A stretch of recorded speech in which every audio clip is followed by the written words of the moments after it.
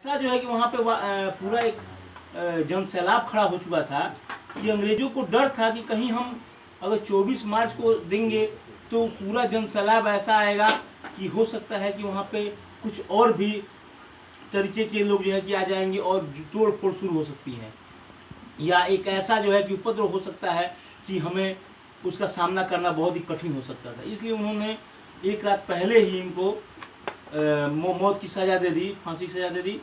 और उनके जो है कि जो मिट्टी पर जो लाश थे, लाश के टुकड़े जो थे, सुखदेव और राजगुरु और ये भगत सिंह के, इनको जो है कि जल्दीबाज आनंद फानंद में जल्दी जल्दी में टुकड़े टुकड़े लाश को कर करके और ट्रक में लाद के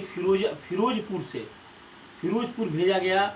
और वहाँ पे जंगलों से लकड़ियाँ इकट्ठी कर करके और फिर वहीं पे जंगलों में ही इन्हें कैसे भी नदी का किनारा थोड़ा सा वहाँ पे कुछ उस समय भी मानवता थी, कुछ पंडों को लेकर के अपना अंतिम संस्कार करने की व्यवस्था बनाई गई।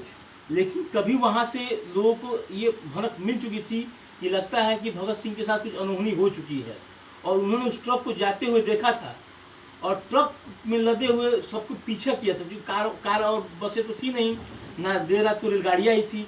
पैदल ही पूरा गांव ही लाहौर से पूरा जो है कि लोग चल दिए थे और फिरोजपुर तक वो लोग पैदल चले थे।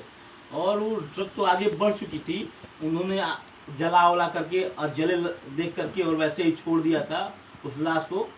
तो जब वहाँ से लोग पहुँचे देर रात में तो कहीं गर्म ठंडा पानी था, वहाँ पे पानी ठंडा होना चाहिए, और गर्म पानी हल्का सा मिला, आग के टुकड़े मिले, मिट्टी का तेल लिए थे, छिड़क के जलाए थे, जो महक है।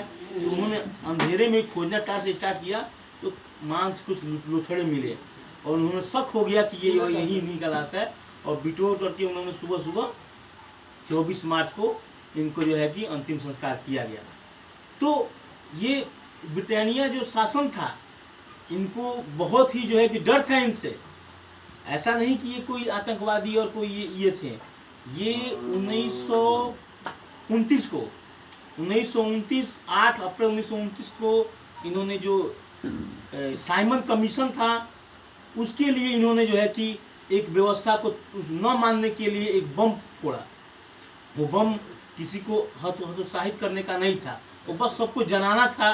कि उनका कहना था कि बहरों को जनाने के लिए बम फोड़ा जाता है, और वो बम एक ऐसे ही था जैसे यहाँ पे हम लोग सभी लोग बैठे हैं तो बम यहाँ ना फोड़कर हमने यहाँ फोड़ा है कि कोई हतोत्साहित ना हो और अपनी जो बातें हैं वो लोगों तक पहुँच जाए।